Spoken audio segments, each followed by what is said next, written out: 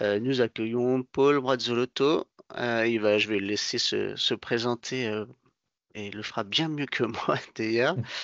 Voilà, donc comme je l'ai dit, vous aurez la possibilité de poser des questions à la fin de l'intervention en levant la main sur Teams et je vous donnerai accès à vos micros pour que vous puissiez le faire. On commence tout de suite. Paul, je te laisse la Allez, parole et merci beaucoup d'être avec nous aujourd'hui. bonjour à toutes et tous et merci pour cette invitation pour ce webinaire. Donc, on va parler ce matin de la régulation de la charge mentale. Alors, principalement au travail, parce que c'est aussi mon cœur d'expertise, mais on va le voir, évidemment, ça ne s'arrête pas que à à cette sphère professionnelle. Alors, qui je suis? Je suis donc Paul Brazzolotto, je suis docteur en psychologie cognitive. Donc, je ne suis ni médecin ni psychologue, mais j'ai fait de la recherche dans cette discipline qui étudie le fonctionnement du cerveau. En fait, pendant mes années de recherche, en master et en doctorat notamment, j'ai essayé de comprendre comment notre cerveau fait pour suspendre et reprendre des activités. En gros, qu'est-ce que notre cerveau a besoin pour gérer les interruptions quotidiennes, un phénomène qui nous arrive tous au travail et en dehors. À la fin de mon doctorat, il y a un peu plus de 5 ans maintenant, j'ai rejoint Cogix, qui est une agence de conseil et de formation. On intervient beaucoup au sein de la région. Et donc, notre objectif, c'est d'apporter nos connaissances sur le fonctionnement du cerveau, d'apporter les résultats de la recherche scientifique en sciences comportementales pour accompagner les organisations publiques, les entreprises privées à intégrer vraiment le cerveau dans les pratiques collectives et individuelles. Alors pourquoi on se voit ce matin? Pourquoi il est intéressant de prendre en compte le fonctionnement du cerveau quand on parle de travail, quand on parle de charge mentale au travail? C'est que le monde du travail a énormément évolué depuis une centaine d'années. Il y a 100 ans, la plupart des travailleurs devaient transformer de la matière. Ils étaient à l'usine, ils étaient dans les champs. Il fallait donc penser le travail en fonction des limites du corps. Est-ce que le corps humain est capable de porter une grosse charge? Est-ce que le corps humain est capable de travailler pendant 9 heures, 10 heures sans se fatiguer? Aujourd'hui, mon métier, peut-être vos métiers, en tout cas pour la plupart des travailleurs, on est plutôt dans la transformation de l'information. Il ne faut donc plus penser le travail uniquement en fonction des limites du corps, mais aussi en fonction des limites du cerveau. Et là, on arrive à deux problèmes. D'une part, les sciences sur le cerveau sont beaucoup plus récentes que les sciences sur le corps. Du coup, on sait beaucoup moins de choses sur son fonctionnement. Le cerveau reste un organe assez mystérieux. Il y a énormément de recherches qui se font sur son fonctionnement, mais il y a encore beaucoup de choses qu'on ne comprend pas sur sa manière de fonctionner. Et puis, deuxième problème, c'est qu'à l'échelle individuelle, on a beaucoup plus de difficultés pour identifier les limites de notre cerveau. C'est-à-dire qu'on a beaucoup plus de mal à savoir ce qu'il arrive à faire et ce qu'il n'arrive pas à faire par rapport au corps. Par exemple, je sais que je ne suis pas capable de porter 300 kilos parce que d'après mes expériences, c'est quelque chose que mon corps n'est pas capable de faire. Pourtant, je ne sais pas toujours quand je pousse mon cerveau au-delà de ses limites. Par exemple, quand je suis connecté toute la journée au travail et en dehors, c'est difficile de savoir si mon cerveau arrive à traiter efficacement les informations que je lui donne. C'est aussi difficile de savoir si le cerveau est capable de traiter la grande quantité d'informations qu'on lui donne. Donc, ces différentes questions, elles motivent vraiment le fait de s'intéresser au fonctionnement du cerveau, d'essayer de comprendre comment cet organe fonctionne pour identifier finalement les pratiques du quotidien qui sont en adéquation avec ses limites. Et donc tout va bien. Et puis malheureusement, parfois, on a des pratiques qui nous poussent au-delà des limites de notre cerveau. Et donc, on va voir ensemble comment notre cerveau fonctionne, notamment face à l'information, quelles sont ses limites. Et puis, je vais vous proposer des bonnes pratiques pour justement avoir au quotidien des parties de travail qui permettent de traiter efficacement l'information et de ne pas pousser le cerveau au-delà de ce qu'il est capable de faire. Pour arriver à cet objectif, on va traiter trois concepts issus de la recherche en sciences cognitives qui tournent autour de la charge mentale. Et le premier, c'est ce qu'on appelle la mémoire de travail. La mémoire de travail, c'est un espace de stockage de l'information dans lequel les informations transitent. C'est-à-dire que quand on est en train de faire une activité, par exemple, eh bien, notre cerveau il traite un grand nombre d'informations. Il y a les informations qui viennent de la tâche elle-même. Par exemple, là, votre tâche, normalement, c'est d'écouter ce webinaire et donc vous écoutez ce que je vous dis et vous regardez ce qu'il y a à l'écran. Et donc, votre cerveau, il traite toutes ces informations. Mais il n'y a pas que ça à traiter. C'est-à-dire qu'il y a aussi des informations qui viennent de l'espace physique. Par exemple, vous n'êtes sûrement pas seul dans votre espace. Il peut y avoir du bruit autour de vous, du bruit dans la rue. Et donc, ce sont aussi des informations que votre cerveau traite. Il y a les informations qui viennent de l'espace numérique. Peut-être qu'au cours de ce webinaire, vous allez recevoir des notifications sur votre téléphone ou sur votre écran d'ordinateur. Et donc, ce sera aussi des informations que votre cerveau va traiter. Et puis, il y a tout ce qui se passe dans vos propres pensées. À un moment, peut-être, vous allez penser à autre chose qui est en lien avec ce webinaire, ou peut-être pas du tout. Et donc, toutes ces informations-là, elles sont traitées au même endroit, dans ce qu'on appelle la mémoire de travail. Donc, dans cette mémoire, les informations transitent, sont traitées, et ensuite, elles vont autre part, on le verra juste après. Le problème, c'est que cette mémoire de travail a des limites. Et pour comprendre cette limite, je vous propose un petit exercice. Alors, vous êtes très nombreux, et comme l'a dit Quentin, vous n'avez pas accès à votre micro, donc on va utiliser le chat pour faire l'exercice. Je vais vous présenter des listes de chiffres à l'écran. Ce que je vous demande, c'est de mémoriser la liste de chiffres dans l'ordre dans lequel vous allez la voir, mais d'essayer de la répéter dans l'ordre inverse. Donc, si vous voyez 1, 2, 3, 4, 5, le but de l'exercice, c'est de rappeler 5, 4, 3, 2, 1. Donc, vous allez voir les chiffres les uns à la suite des autres. À la fin, il y aura un point d'interrogation qui indique la fin de la suite. Là, je vous laisse quelques secondes pour taper la suite dans l'ordre inverse dans le chat. Et puis, une fois que plusieurs personnes ont commencé à répondre, je vous afficherai la bonne réponse. Ça va assez vite, donc soyez bien concentrés. C'est parti.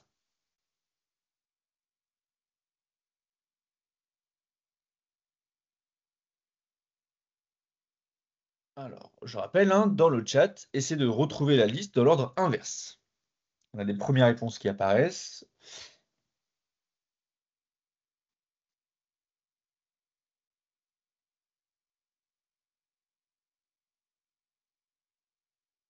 Ouais, il y a beaucoup de bonnes réponses. Donc, effectivement, c'était 3, 5, 6, 9. Alors, le point d'interrogation, il ne fait pas partie de la suite. C'est juste pour annoncer la fin. Certains l'ont rajouté, d'autres non. C'est pas grave. Donc, c'était bien 3, 5, 6, 9. Avec cet exemple, on se rend compte que l'exercice est plutôt facile à faire. On peut se tromper, on peut inverser les chiffres, mais ça ne demande pas forcément un très gros effort. Ça demande de la concentration, mais notre cerveau est capable de le faire. On va faire un deuxième exemple. Même consigne, répéter et retaper les chiffres dans l'ordre inverse de l'ordre dans lequel vous les avez vus. C'est parti.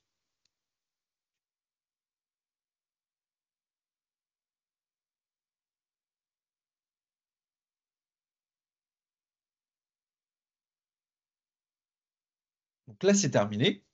Et je vous laisse taper la suite dans l'ordre inverse.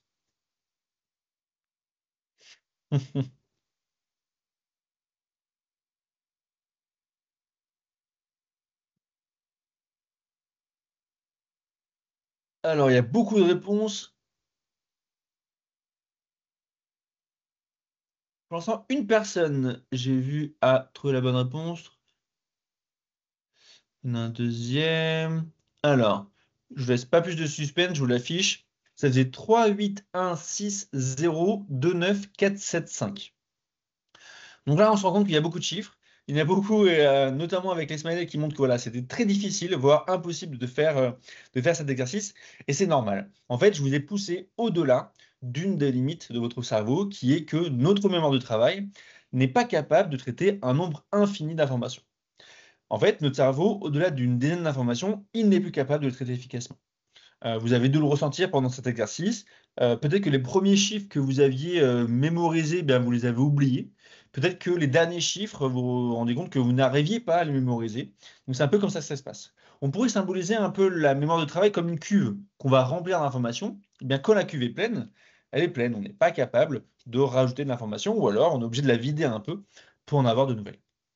Alors, on peut réussir à dépasser un peu ces limites-là avec des stratégies de mémorisation en rassemblant les chiffres 2 à 2, par exemple, ce qui permet un peu de hacker, si je peux me permettre, les limites de cette mémoire. Et puis, ce qu'il faut savoir aussi, c'est qu'on n'a pas tous exactement les mêmes capacités de traitement d'informations. En fait, il y a une certaine variabilité entre les individus qui montre que certains arrivent à mémoriser un peu plus d'informations que d'autres, mais dans tous les cas, le nombre d'informations est limité. C'est-à-dire que même si on peut réussir à faire cet exercice, il y a un moment, peut-être si j'avais mis un ou deux chiffres de plus, ça n'aurait pas été possible. Donc ça, c'est une des limites de la mémoire de travail, c'est qu'au-delà d'un certain nombre d'informations, eh bien, notre cerveau il est plus capable de le traiter efficacement. La deuxième limite de cette mémoire de travail, c'est la durée de rétention des informations. En effet, en mémoire de travail, les informations ne restent que quelques secondes. Et pour symboliser ça, est-ce que certains seraient capables de retrouver la première liste de chiffres que l'on a vue? Je vous invite à taper dans le chat si vous arrivez à retrouver la première liste. Alors certains donnent la bonne liste, d'autres disent non, d'autres dans l'ordre qui avait été présenté. Donc effectivement, c'était 3, 5, 6, 9. Et là, on se rend compte que c'est il n'y a pas très longtemps. La suite n'est pas très longue et pourtant, ça demande un effort d'aller les chercher en mémoire. Et d'ailleurs, pour certaines personnes, c'est même plus possible. La suite a déjà disparu. Pourquoi? Parce que notre cerveau, il est obligé finalement de faire le vide de manière assez fréquente, quasiment chaque seconde, pour laisser de la place à de nouvelles informations. En effet, je vous ai dit juste avant que notre cerveau est limité dans sa capacité à traiter l'information et qu'elle sature assez vite. Et donc, heureusement que notre cerveau il vide la mémoire de travail très rapidement, très souvent, pour laisser de la place à de nouvelles informations. Sinon, on serait constamment en surcharge d'informations. Donc voilà, deux limites de notre capacité à traiter l'information. Les informations ne restent que quelques secondes et on ne peut pas traiter un nombre infini d'informations. La charge cognitive, c'est l'effort que votre cerveau met en place pour traiter de l'information. C'est-à-dire que plus il y a d'informations à traiter, plus les informations sont complexes à traiter, plus la charge cognitive augmente. La charge cognitive, c'est un petit peu comme la charge physique pour notre corps. C'est-à-dire que c'est un peu comme un haltère, si vous voulez. La question à se poser, c'est est-ce que mon corps est capable de traiter et est capable de porter une haltère? Eh bien, pour les informations, c'est la même chose. Est-ce que le cerveau est capable de traiter la charge cognitive qu'on lui demande? Est-ce que les efforts nécessaires pour traiter les informations qu'on lui demande est en adéquation avec ses limites? Si le nombre d'informations est en adéquation avec les limites de la mémoire de travail, alors tout va bien, et c'est ce qu'on appelle l'état d'équilibre cognitif. C'est-à-dire qu'on peut traiter de manière optimale les informations. C'est l'état dans lequel vous avez été dans la première liste de chiffres, et c'est l'état dans lequel vous êtes, je l'espère, en ce moment. Mais si le nombre d'informations se met à dépasser les limites de la mémoire de travail, alors là, on se retrouve dans ce qu'on appelle l'état de surcharge cognitive. Donc là, c'est une activité cognitive trop élevée. C'est-à-dire que notre cerveau n'est plus capable de traiter efficacement les informations. Et c'est ce qui s'est passé pour la plupart d'entre vous dans la deuxième liste de chiffres. Il y avait trop d'informations à traiter et donc vous n'avez pas réussi à le faire. Cet état de surcharge cognitive, c'est un état qui est normalement temporaire. Il n'est censé durer que le temps où le nombre d'informations qui est envoyé à la mémoire de travail est trop élevé. Et donc, au quotidien, en fait, on alterne entre des phases de surcharge, dans des moments très sollicitants, et des moments d'équilibre cognitif, dans les moments où finalement on peut traiter de manière efficace les informations. Ce qui est problématique, c'est si les phases de surcharge mentale durent trop longtemps ou sont trop fréquentes. Parce que la surcharge cognitive va altérer le fonctionnement du cerveau. Alors, vous avez vu, hein, des fois je dis charge mentale, des fois je dis charge cognitive. C'est le même terme, hein. Mental et cognitive, ça veut simplement dire que ça se réfère au cerveau. Les deux termes sont identiques. Donc, comme je le disais, la surcharge mentale, elle altère le fonctionnement de notre cerveau. Plus précisément, elle altère ce qu'on appelle le lobe frontal. Le lobe frontal, c'est la partie de notre cerveau qui est juste derrière notre front, d'où son nom. Donc c'est vraiment la partie qui est juste derrière, qu'on voit en rouge sur le diapo. Et ce lobe frontal, c'est le siège de ce qu'on appelle les fonctions exécutives. Et les fonctions exécutives, ce sont toutes les fonctions cognitives qui nous permettent de produire des comportements, qui nous permettent de raisonner, qui nous permettent de prendre des décisions, qui nous permettent de produire des mouvements aussi, qui nous permettent de calculer, de produire du langage. Voilà. C'est de ce lobe frontal que vont partir tous nos comportements. Et donc, en altérant ce lobe frontal, eh bien, c'est vraiment nos performances, nos comportements qui vont s'altérer. Par exemple, l'inhibition notre capacité à inhiber les comportements va s'altérer. Alors, l'inhibition, c'est vraiment notre capacité à ne pas produire un comportement pour éviter d'avoir des comportements inadaptés à la situation. Par exemple, quand on est au travail, on inhibe tous les comportements qui ne sont pas adaptés au travail. Par exemple, normalement, quand on est au travail, on ne se met pas à crier sur ses collègues. C'est quelque chose qu'on sait qu'il ne faut pas faire. Il faut réussir à- à apaiser les relations, à discuter de manière raisonnée avec les autres. On ne va pas leur crier dessus. Eh bien, quand on est en situation de surcharge mentale, on a parfois plus de difficultés à inhiber ces comportements automatiques, ce qui peut expliquer que parfois, dans des moments très sollicitants, on va se mettre à mal parler à un collègue ou à être un peu plus impulsif ou voilà, à réagir trop rapidement. C'est dû au fait que notre cerveau a du mal à inhiber ces comportements inadaptés. On l'a vu avec l'exemple précédent, avec l'exercice, notre capacité à mémoriser les informations est altérée avec la surcharge mentale. On arrive moins bien aussi à se concentrer dans ces phases-là, parce qu'on arrive moins bien à faire abstraction de tout ce qui se passe autour de nous. Et donc, on se laisse plus facilement happer, distraire par les sollicitations externes. Enfin, dernier phénomène qui est impacté par la surcharge mentale, c'est notre capacité à collaborer avec les autres. Parce que pour collaborer avec les autres, eh bien, on a besoin déjà d'avoir des comportements adaptés. Donc, l'inhibition, du coup, elle peut poser problème. Et puis, on a plus de mal à réguler nos émotions avec la surcharge mentale, qui peut aussi avoir un impact sur notre capacité à collaborer avec les autres. En effet, quand on est en situation de surcharge, on arrive par exemple peut-être moins bien à réguler notre colère ou réguler notre tristesse. Ce qui fait que dans une situation normale, peut-être qu'on arriverait à mettre des mots sur ces émotions, on arriverait à les traiter pour éviter qu'elles nous submergent.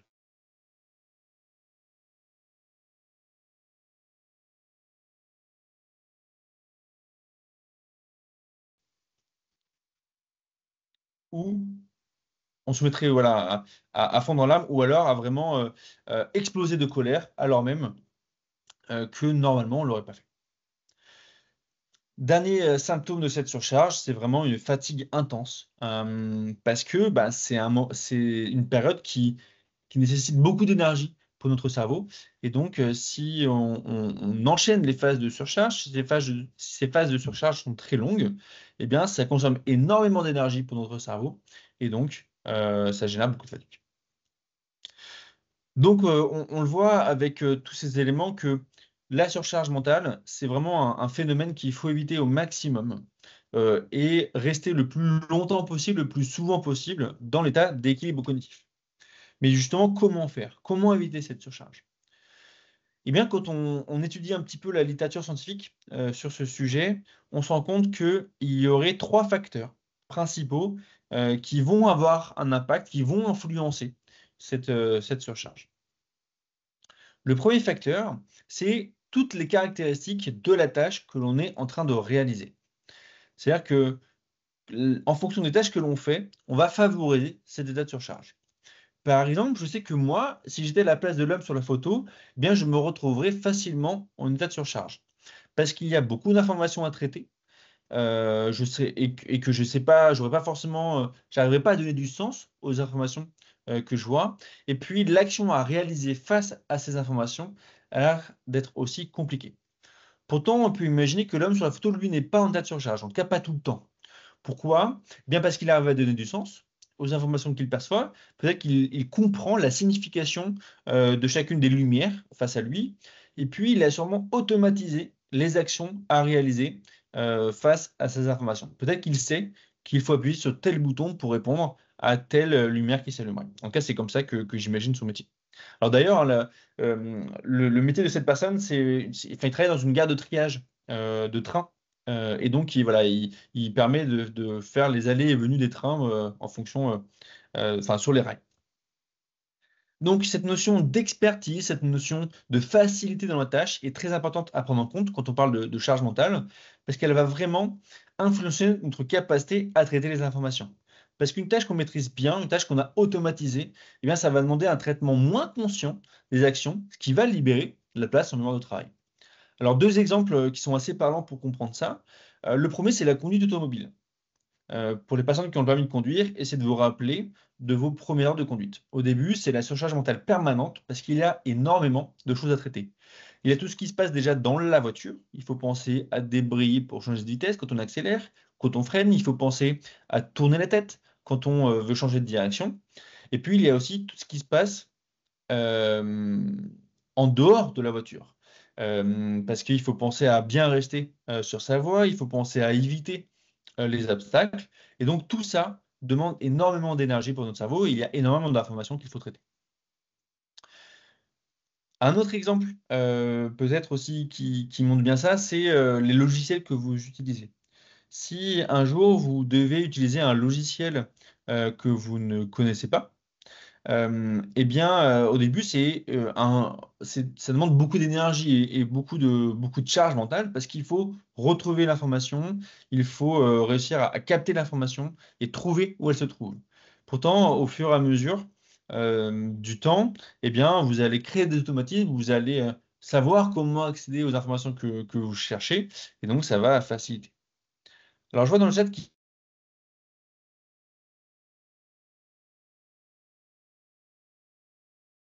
aime bien m'entendre et avoir le diapo. Tout à l'heure, j'ai eu un petit message, mais il a disparu, donc j'ai l'impression que de mon côté, c'est revenu. Donc Il y a j'espère que ça va aller. quelques petits lags de temps en temps très très courts. Ok, Mais voilà, il y a eu deux micro-coupures, mais pour l'instant, c'est encore fluide. ok, bon, tant mieux. Alors, donc voilà, premier facteur, c'est vraiment les caractéristiques de la tâche que l'on est en train de faire. Le deuxième facteur, c'est mon état interne, tout ce que je ressens. C'est-à-dire mon niveau de fatigue, par exemple, mon niveau de motivation, les émotions que je ressens. Par exemple, pour la fatigue, ça va altérer notre capacité à traiter l'information, parce que si je suis fatigué, je vais devoir mettre plus d'efforts pour traiter les informations. Parce qu'en général, si ça vous est peut-être déjà arrivé, si vous n'avez pas bien dormi, eh bien vous sentez que voilà, vous n'êtes pas dans un état pour traiter de l'information. C'est-à-dire que vous devez mettre plus d'efforts pour garder un même niveau d'efficacité. Et donc ça, bah, ça demande des efforts et donc ça augmente la charge mentale. Pour la motivation, c'est un peu l'inverse. Si vous faites une tâche qui ne vous motive pas, si vous êtes ennuyé par ce que vous êtes en train de faire, j'espère que ce n'est pas le cas, mais si vous commencez à vous ennuyer pendant ce webinaire, eh bien, vous allez vous mettre à chercher des sortes de distractions, à aller peut-être regarder votre téléphone, à aller écouter les conversations qu'il y a à côté de vous, s'il y en a. Eh bien, ça va rajouter de l'information, parce que votre cerveau il va traiter en même temps ce que vous faites dans ce webinaire et en même temps les nouvelles informations que vous captez. Pour les émotions, qu'elles soient très basiques, entre guillemets, comme la colère, comme la tristesse, ou un peu plus élaborées, comme le stress, eh bien, ça va rajouter un focus à votre attention. C'est-à-dire que vous allez peut-être déjà être en train de faire une activité, et en même temps, vous allez penser à la source de votre stress ou la source de votre colère. Et donc, bah, forcément, ça va rajouter des informations à traiter, parce que vous allez avoir les informations de la tâche en cours, plus les informations qui viennent de votre source de stress. Donc là, on voit bien que même si on fait une tâche qui est très simple, même si on fait une tâche qui est très automatisée, en fonction de notre état, eh bien, ça peut augmenter ou pas notre charge mentale. Le dernier facteur qui aurait aussi un impact sur notre capacité à réguler la charge mentale, c'est l'environnement de travail, qu'il soit physique ou numérique. Alors, ce que vous voyez à l'écran, c'est une illustration un peu caricaturale d'une situation de télétravail. Alors, je l'espère que c'est quelque chose que vous ne vivez pas au quotidien, mais ça montre bien que l'on soit sur site ou en télétravail, on est rarement dans des environnements qui sont très calmes. C'est-à-dire qu'il y a souvent du bruit, des sollicitations, qu'elles soient physiques ou numériques, qui vont rajouter progressivement des informations à traiter. Parce que si vous êtes en train de travailler, par exemple là, vous êtes en train de suivre ce webinaire et que vous recevez des notifications sur votre écran d'ordinateur, eh bien, il y a des moments où vous allez regarder ces notifications et donc ça va rajouter l'information. Donc, on a vraiment tout un tas de facteurs finalement qui vont nous empêcher d'être dans l'état d'équilibre. Des facteurs qui vont vraiment nous permettre de réguler cette charge mentale et puis des facteurs qui vont l'augmenter. En analysant ces trois facteurs, on se rend compte qu'on a tous des marges de manœuvre. On a tous la capacité à traiter les informations et à agir sur ces facteurs-là. Par exemple, si vous estimez que vous recevez trop de notifications numériques, vous êtes trop sollicité par vos mails, par exemple, eh bien, vous avez la capacité, dans certains cas en tout cas, à bloquer les notifications pour mieux vous concentrer. Vous avez la capacité de peut-être mieux vous former à vos outils numériques. Le problème, c'est que ces marges de manœuvre, elles doivent s'intégrer dans des pratiques plus collectives, à l'échelle de votre équipe, par exemple, et au cadre que vous propose votre manager. Parce que si vous décidez de couper vos notifications pour mieux vous concentrer, mais que vos collègues viennent vous voir à votre bureau, vous appellent parce que vous n'avez pas répondu très rapidement aux mails qu'ils vous ont envoyés, ça ne fonctionne pas. Ça ne vous permettra pas de vous concentrer efficacement. Donc, il faut que les pratiques individuelles s'intègrent dans le cadre collectif, qui peut d'ailleurs se créer grâce aux pratiques individuelles collectives. Enfin, à chaque pratique individuelle. Mais même ce cadre collectif, finalement, il est limité et il doit rentrer dans un cadre encore plus général à l'échelle de l'organisation. Que vous soyez, par exemple, si vous travaillez à la région, par exemple, il y a un cadre qui vous est donné. Vous avez des outils de travail, vous avez des espaces de travail, vous avez des formations dans lesquelles, finalement, vous allez pouvoir vous intégrer et faire parler vos marges de manœuvre. Donc tout ça pour vous dire que on a tous la capacité d'agir à notre niveau. Je vais vous présenter un grand nombre de bonnes pratiques justement qui permettent d'utiliser ces marges de manœuvre. Mais il faut quand même prendre en compte le fait que des fois, ça ne fonctionnera pas à cause du comportement des autres, ce qui n'est pas forcément un frein en soi, parce que si vous avez une mission managériale, bah, ça vous permet aussi peut-être d'organiser les pratiques collectives. Et puis, si on voit qu'il y a un ensemble d'individus, un ensemble de collègues qui vont se mettre à avoir des pratiques similaires, ça peut modifier aussi la culture de votre organisation. Donc, c'est vraiment un levier très intéressant pour faire bouger les choses. Donc, pour conclure cette petite partie, notre cerveau est limité dans sa capacité à traiter l'information. On vit de la surcharge mentale quand on est face à trop d'informations et il y a différents facteurs qui vont avoir un impact dessus. On a des marges de manœuvre pour agir, mais qui doivent s'intégrer dans un plan un peu plus large. On va voir maintenant que notre cerveau possède déjà un outil qui nous permet de réguler la charge mentale et cet outil s'appelle l'attention. Et pour comprendre comment fonctionne l'attention, on va regarder une petite vidéo. Cette vidéo représente une scène de crime. Pardon. Il y a eu un meurtre et un inspecteur va interroger des suspects pour comprendre qui est le ou la meurtrière.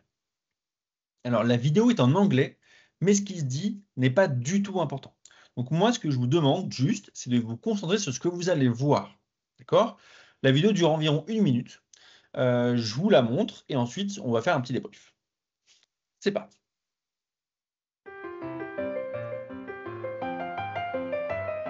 Clearly, somebody in this room murdered Lord Smythe, who, at precisely 3:34 this afternoon, was brutally bludgeoned to death with a blunt instrument. I want each of you to tell me your whereabouts at precisely the time that this dastardly deed took place. I was polishing the brass in the master bedroom. I was buttering his lordship's scones below stairs, sir. Why, I was planting my petunias in the potting shed. Constable, arrest Lady Smythe. But how did you know? Madam, as any horticulturist will tell you, one does not plant petunias until May is out. Take her away. That's right, madam. It's just a matter of observation. The real question is, how observant were you? Alors pour information, l'inspecteur a compris que c'était la vieille dame qui avait tué la victime parce que son alibi c'était de planter ses pétunias, mais il explique que c'est pas la bonne saison pour le faire et donc il a compris qu'elle mentait. Et puis deuxième indice, c'est que l'arme du crime était un instrument de jardinage et donc a priori c'était comme le coupable présumé. Qui a vu quelque chose de bizarre pendant cette vidéo? Donc je vous invite à taper dans le chat, à écrire ce qui vous a un peu interpellé. Alors, plusieurs réponses. Effectivement, il y a un ours qui a disparu, il y a un bouquet de fleurs qui a changé, une horloge qui a changé. Alors, je suis désolé si je n'arrive pas à lire toutes vos réponses. Le majordome qui a changé d'objet aussi, il y avait un rouleau à pâtisserie, puis à la fin, c'était un chandelier. Alors, un personnage en moins. l'arme du crime qui a changé, effectivement, l'horloge. Tac, tac, tac. Ok, donc beaucoup de réponses. Et effectivement, il y a énormément de choses qui ont changé entre le début et la fin de la scène. On va revoir la vidéo d'un point de vue un petit peu différent et vous allez voir qu'il s'est passé plein de choses. En fait, il y a 21 éléments qui ont changé entre le début et la fin de la scène. Vous allez voir. Clearly, somebody in this room murdered Lord Smythe, who, at precisely 3:34 this afternoon, was brutally bludgeoned to death with a blunt instrument. I want each of you to tell me your whereabouts at precisely the time that this dastardly deed took place. I was polishing the brass in the master bedroom. I was buttering his lordship's scones below stairs, sir. Why, I was planting my petunias in the potting shed. Constable, arrest Lady Smythe. Donc, on voit qu'énormément de choses ont changé, enfin quasiment tout a changé même. Les éléments du décor, les costumes, les objets, la victime a changé. C'est pas le même acteur entre le début et la fin. Et pourtant, vous n'avez pas vu tous les changements, ou alors vous n'avez vu que quelques-uns. Pourquoi? Parce que votre attention n'était pas focalisée sur ces éléments. Votre attention était sûrement focalisée sur l'histoire, sur les dialogues, sur les personnages. Et donc, vu que vous n'avez pas forcément porté votre attention sur ces éléments-là, eh bien, vous n'avez pas vu qu'ils avaient changé. Cette vidéo, elle a fait partie d'une campagne de sécurité routière en Angleterre pour montrer aux automobilistes que s'ils ne font pas attention spécifiquement aux cyclistes sur la route, ils ne les voient pas. Et s'ils ne les voient pas, eh bien, ça peut créer des accidents. Donc, cette vidéo, elle montre très intelligemment le fonctionnement de l'attention. L'attention, c'est un filtre qui est essentiel parce qu'il permet d'éviter la surcharge en limitant le nombre d'informations qui sont envoyées à la mémoire de travail. Cette attention, elle est un peu comme une lampe torche dans la nuit. Ça veut dire que on peut diriger l'attention et tout ce qui va être dans le qui sera en dehors du filtre de l'attention, on ne va pas le voir. Donc c'est vraiment un outil qui est très important pour notre cerveau, parce que comme la mémoire de travail est limitée dans sa capacité à traiter l'information, eh bien, grâce à l'attention, on évite la surcharge permanente. Parce que, en fait, en temps réel, on est toujours face à plus de 10 informations. Donc grâce à l'attention, en fait, on ne perçoit pas tout en même temps, mais on perçoit les informations les unes après les autres, un petit peu. Cette attention, elle peut être dirigée de deux manières. On peut la diriger de manière volontaire, c'est-à-dire je peux choisir ce que je vais percevoir. Par exemple, je choisis là, à cet instant, de regarder mon écran d'ordinateur pour vous faire ma conférence. Mais je pourrais aussi choisir de regarder la porte si j'avais envie de sortir, par exemple. Le problème, c'est que l'attention, elle peut être aussi attirée de manière involontaire par des perturbations de l'environnement. Par exemple, si quelqu'un se ouvre la porte de la pièce dans laquelle vous êtes, vous allez sûrement tourner la tête vers la porte pour voir qui est en train de rentrer. Ça va attirer votre attention alors même que vous êtes en train de regarder cette vidéo. Donc, l'attention, c'est vraiment un outil qui est très utile pour notre cerveau. Le problème, c'est qu'il est aussi très fragile. Parce que même si on peut le diriger comme on le souhaite, eh bien, il peut être attiré quand on ne le souhaite pas. Il faut donc l'aider à faire barrière pour éviter finalement de se laisser distraire tout le temps. Parce qu'à chaque fois qu'on va recevoir une perturbation de notre environnement, ça peut capter l'attention. Et si on répond à cette notification, à cette perturbation, ça va créer ce qu'on appelle une interruption externe. C'est-à-dire arrêter notre tâche en cours pour faire une autre tâche. Il y a eu une étude qui s'appelle l'Observatoire de l'infobésité qui a paru un rapport en 2024 qui montre que parmi les personnes interrogées, ils reçoivent environ 50 messages ou mails par jour. C'est-à-dire qu'il y a une cinquantaine de fois, au moins par une version numérique, des moments dans lesquels on peut être interrompu par les autres. Ce qui est intéressant, et ça c'est une étude en 2014 qui l'a montré, c'est qu'à chaque fois qu'on s'interrompt pour répondre à une sollicitation extérieure, on met entre 2 à 4 minutes pour reprendre notre tâche de départ. C'est-à-dire, je suis en train de faire une activité, je suis interrompu, je reçois une notification, je m'interromps pour répondre à la notification, eh bien, j'ai besoin de environ 3 minutes pour reprendre ma tâche de départ. Et ce temps, c'est un temps qui est perdu. C'est-à-dire que ce n'est pas un temps dans lequel on va produire quelque chose, c'est un temps qui nous permet de nous remettre dans notre tâche interrompue. C'est-à-dire nous demander la tâche que l'on faisait avant d'être interrompu, sachant qu'il y a à peu près une tâche sur 3 qui ne serait même pas reprise après l'interruption. C'est-à-dire, je fais une tâche, j'en fais une autre parce qu'on m'a demandé de le faire, et ensuite je reprends une troisième tâche. Et la première, elle reste en suspens. Donc il faut voilà, se rappeler la tâche que l'on faisait avant l'interruption. Ensuite, il faut se rappeler ce qu'on faisait, où est-ce qu'on s'était arrêté, et là, on peut commencer à retravailler, puis ça prend un petit peu de temps pour se remettre vraiment dedans. Et si on multiplie environ 50 par environ 3 minutes, on se rend compte que c'est un temps énorme que l'on perd au quotidien. Parce que c'est voilà, un peu plus de 2 heures par jour qui nous permet juste de nous remettre dans les tâches que l'on a interrompues. Autre chiffre qui est intéressant et qui vient de ces 2 études, c'est que, et ça c'est l'Observatoire de l'infomobilité qui l'a montré, qu'il y a 18% des mails que l'on reçoit qui sont traités en moins de 5 minutes.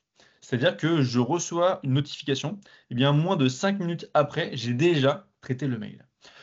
5 minutes, c'est rapide, et c'est surtout beaucoup trop rapide pour un outil qui est censé être un outil de communication asynchrone. Le mail n'a pas été créé pour discuter. C'est un outil qui est donc asynchrone, qui permet normalement, en tout cas c'est comme ça qu'il a été créé, de transmettre des informations. L'email, c'est une version numérique du courrier postal. C'est-à-dire que je peux envoyer un document, un papier, enfin des informations à une personne ou plusieurs personnes, mais ce n'est pas censé attendre une réponse rapide. Et du coup, traiter ces mails en moins de 5 minutes, a priori, c'est un usage un peu détourné de cet outil. Donc ça questionne vraiment notre utilisation des outils de communication, parce que en fonction de comment on va les utiliser, ça peut générer une forte charge mentale. Typiquement, au quotidien, on a plusieurs outils. On a donc le mail, qui est un outil de transmission asynchrone d'informations, qui est assez pauvre finalement, parce qu'on ne peut transmettre que des informations écrites. C'est-à-dire que je choisis les mots que je veux utiliser, mais on peut transmettre assez peu d'intentions. Alors, il y a le champ lexical, il y a les ponctuations, mais c'est sujet à l'ambiguïté. La messagerie instantanée, elle rajoute un tout petit peu d'instantanéité, même si ça reste un outil qui est asynchrone, parce que quand vous envoyez un message sur WhatsApp, sur Teams par exemple, ou même un SMS, vous ne savez pas que la personne va vous répondre. Donc c'est pas synchrone, c'est asynchrone. Et puis on est toujours sur l'écrit. Le seul avantage de la messagerie instantanée, c'est qu'elle a été créée pour discuter. Donc la manière dont les messages sont organisés facilite la discussion. Le téléphone, ensuite, pour le coup, lui, rajoute de la synchronie. C'est-à-dire qu'il y a un début et une fin à la conversation. Et puis, on a accès à des informations non verbales. On a accès au ton de la voix de l'autre, par exemple, qui nous permet d'ajuster et de comprendre ce qu'il nous dit. Si je suis en train de téléphoner à quelqu'un qui crie, a priori, je sais qu'il est très content ou très mécontent. Mais ça me permet de comprendre un peu ses intentions.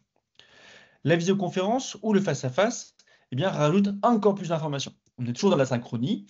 Et puis, on a accès à des informations verbales et non verbales, comme les expressions faciales ou la posture, qui nous permettent de comprendre réellement les intentions de l'autre et de nous adapter en temps réel.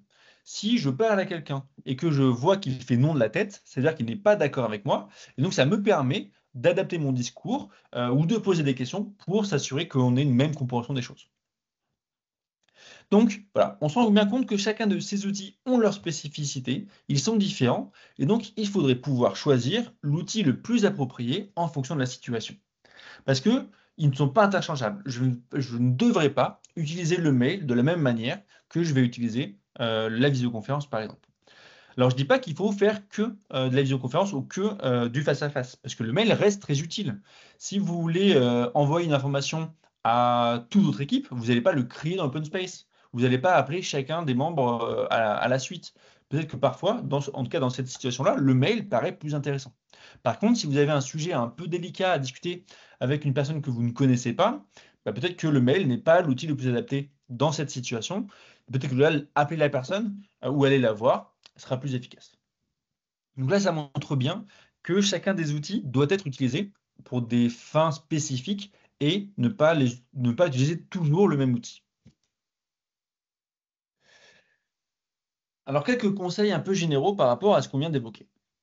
Et comment donc protéger son attention face aux sollicitations. La première chose, c'est par exemple de définir des plages de travail hors connexion. C'est-à-dire avoir des moments dans sa journée ou dans la semaine dans laquelle on va se couper des outils de communication. Ces plages, elles peuvent être régulières. Par exemple, tous les vendredis après-midi, et ça, j'en connais qui le font, j'ai pu le voir en formation. Tous les vendredis après-midi, c'est des temps de travail individuel, c'est-à-dire qu'il n'y a pas de réunion, il n'y a pas d'échange entre collègues. C'est vraiment un temps de production pour finir un peu tout ce qu'on appelle le temps de faire dans la semaine.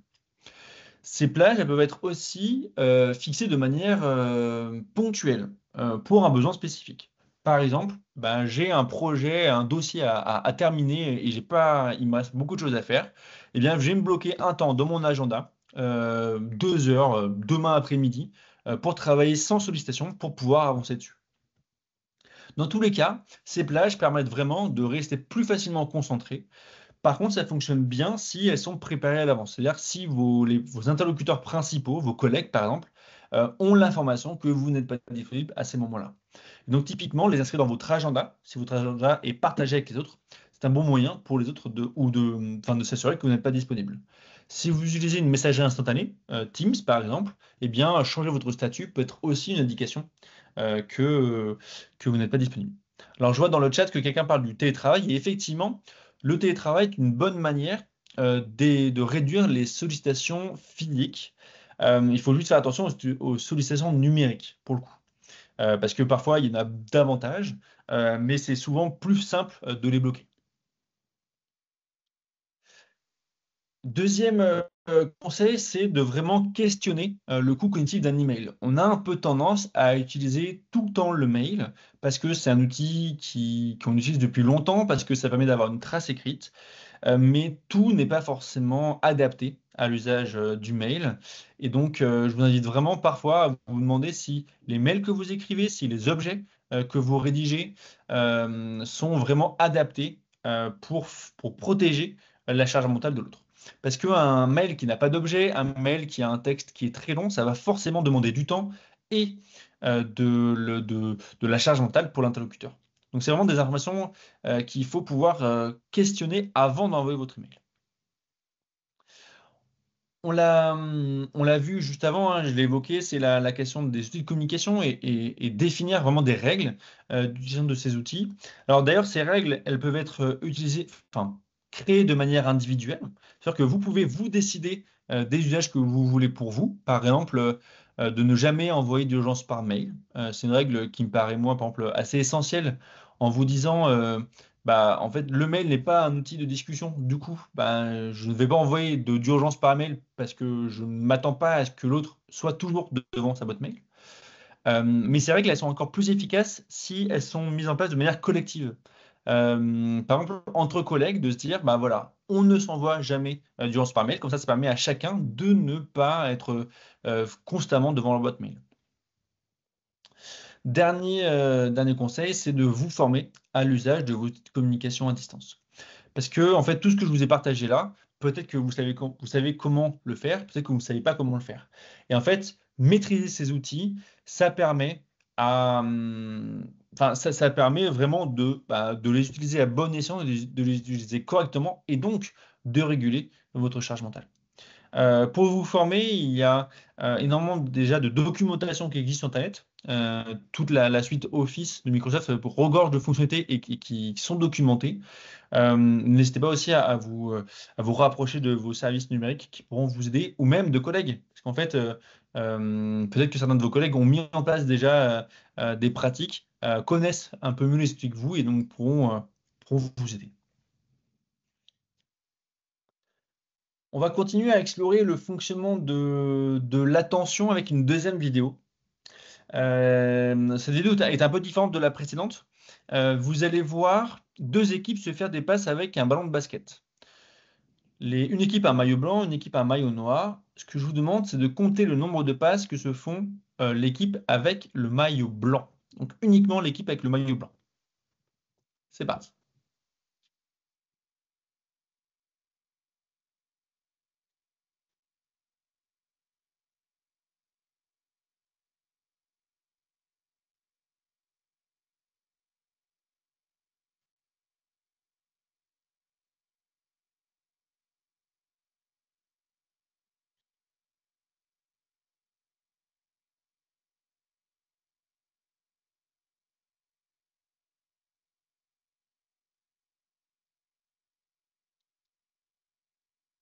Alors, ouais, tapez dans le chat le nombre de passes que vous avez compté.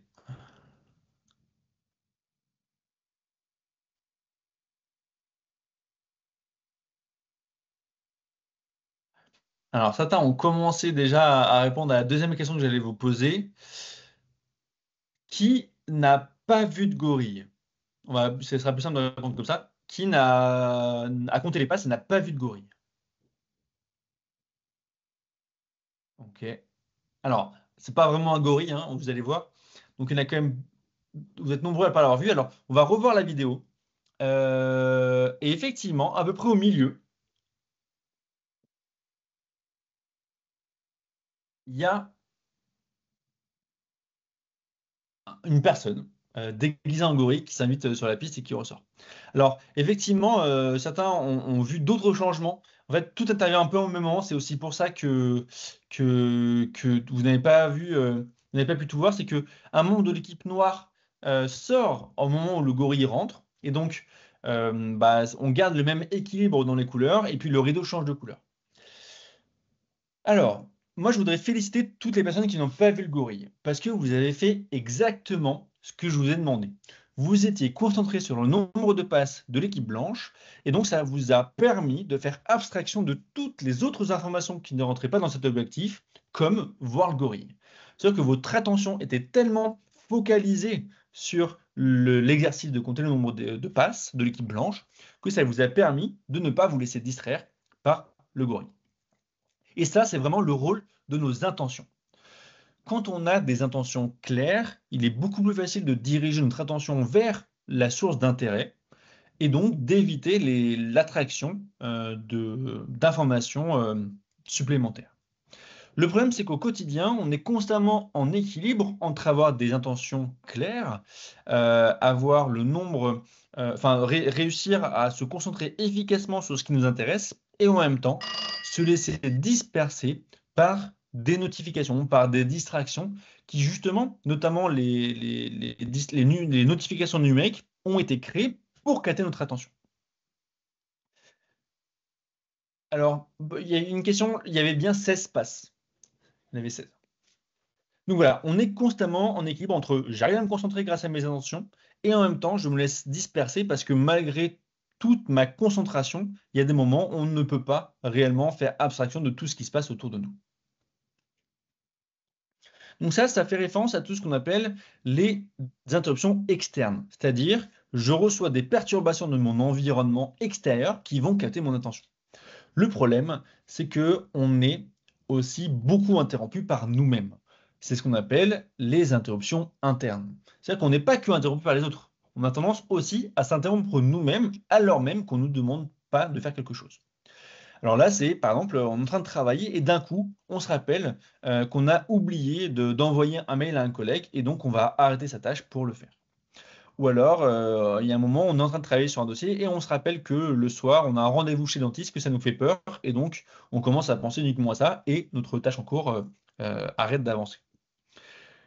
Les interruptions internes, elles représenteraient 40% des interruptions que l'on reçoit au quotidien. C'est-à-dire qu'on est quasiment autant interrompu par les autres que par nous-mêmes.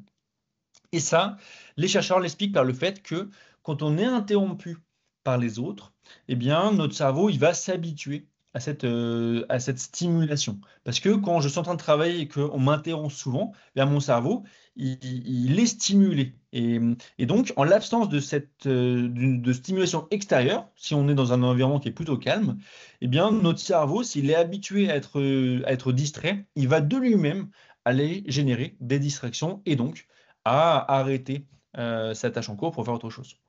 Donc, en fait, on habitue notre cerveau à se laisser distraire quand on est face à de nombreuses informations, et donc ça va réduire notre capacité à rester concentré par la suite. Alors, c'est quelque chose qu'on se rend compte beaucoup avec les réseaux sociaux et notre téléphone, c'est qu'on a du mal à s'ennuyer, on a du mal à ne pas être toujours face à l'information, et des moments dans lesquels finalement il y a moins de choses à traiter, quand on est dans la salle d'attente par exemple, eh bien, au bout de quelques secondes, quelques minutes, on va se mettre à sortir son téléphone pour aller chercher de l'information parce que notre cerveau, il n'est pas capable de ne plus le faire. Il est plus capable de le faire. Alors, on peut revenir en arrière sur de ce fonctionnement-là si on réhabitue notre cerveau à ne pas se laisser distraire constamment. Typiquement, si on met en place les actions que je vous ai déjà partagées et que je vais vous repartager par la suite, si on réhabitue notre cerveau à ne pas être constamment sollicité, eh bien, il va de lui-même réapprendre à se concentrer longtemps. Et donc, en l'absence de stimulation extérieure, il va réussir à se concentrer plus longtemps. Alors, je vais en parler, mais la méditation est effectivement un très bon exercice pour entraîner notre cerveau à ne pas se laisser distraire. Alors, un autre élément autour des interruptions internes, c'est qu'il semblerait qu'on se laisse plus facilement interrompre par nos propres pensées à des moments de faible charge mentale.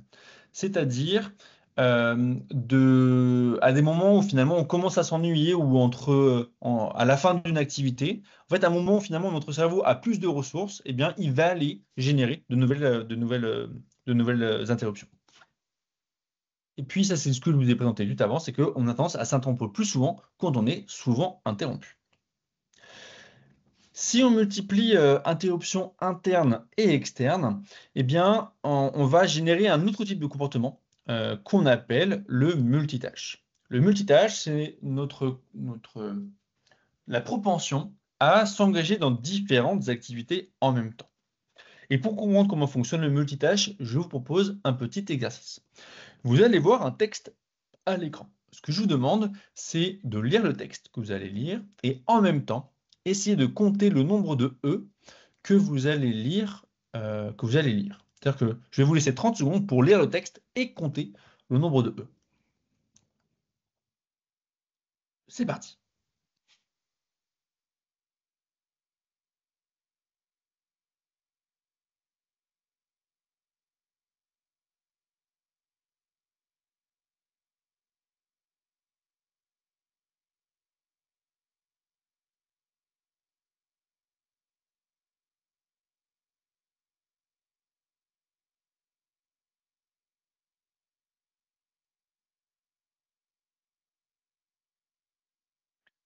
OK.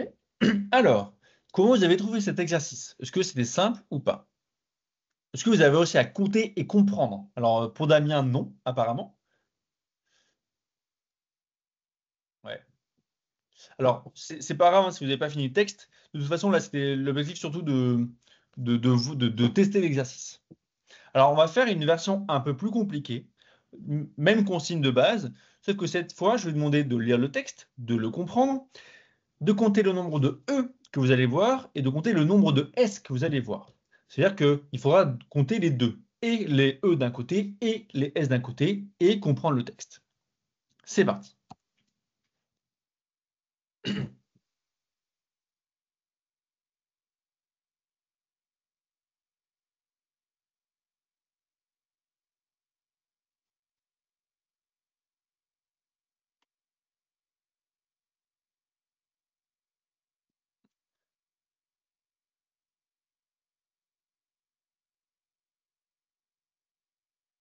Ok, alors j'arrête la torture. Certains l'ont déjà évoqué dans le chat, c'est très compliqué. Pourquoi? Parce que je vous demande de diviser vos ressources mentales, de diviser votre attention sur trop de tâches en même temps. Et ça, c'est vraiment une des limites de notre cerveau, c'est que notre cerveau n'est pas capable de traiter un grand nombre d'informations. Notre cerveau n'est pas capable de traiter plusieurs tâches en même temps. On entend souvent de dire que les femmes sont meilleures que les hommes pour faire du multitâche. En fait, ni homme ni femme n'est réellement bon pour faire ce type d'activité. Pourquoi? Parce que quand on essaie de faire du multitâche, c'est-à-dire quand j'essaie de m'engager dans différentes activités en même temps, en fait, on force l'interruption de l'activité de nos neurones qui, en fait, sont chargés de garder notre cible en mémoire de la première tâche. C'est-à-dire, je fais une activité, je m'engage dans une deuxième activité en même temps. En fait, mon cerveau, il ne va pas oublier la première tâche. Mon cerveau, il va garder en mémoire ces informations et pendant qu'on est en train de faire la deuxième. Et sauf que du coup, à chaque fois qu'on change de tâche, eh bien, on interrompt toujours l'activité de ces neurones-là. Faire du multitâche, c'est aussi augmenter le coût cognitif des tâches. C'est-à-dire que quand je fais une seule tâche, j'ai un coût cognitif qui est associé, mais quand je fais différentes activités, eh bien, je vais engager davantage d'informations et donc j'augmente ma charge mentale. Et puis, dernier effet, c'est que bah, je suis moins réactif. Et puis, mon attention, je la force à être, enfin, pas divisée parce que c'est pas possible, mais je la force à être vraiment focalisée et alterner très rapidement entre ces différentes activités. Donc, notre cerveau n'est pas capable, en fait, de faire vraiment deux tâches en même temps. Il ne peut que alterner très rapidement d'une tâche à l'autre. Sauf qu'à chaque fois, on perd du temps, on perd de l'information, et donc au final, on est plus efficace quand on fait les tâches les unes à la suite des autres, quand on les fait en même temps. Alors, pas mal de réactions dans le chat. En fait, on peut avoir l'illusion d'arriver à faire du multitâche, ou en tout cas, on peut y arriver pour des tâches qui sont soit très simples ou soit très automatisées. Typiquement, on peut conduire et discuter avec un passager si on conduit depuis suffisamment longtemps pour avoir automatisé la conduite, c'est-à-dire ne pas forcément avoir besoin de se concentrer 100% du temps dessus, pour pouvoir libérer un peu d'espace mental pour poursuivre la conversation. Et pourtant, même dans ce cadre-là, on se rend compte que c'est pas forcément parfait. Parce que le moment où on va être dans, dans un bouchon, par exemple, ou si on doit faire une manœuvre, ça va demander davantage d'attention. Et donc, de manière un peu spontanée, on va arrêter la discussion pour se concentrer uniquement sur la conduite.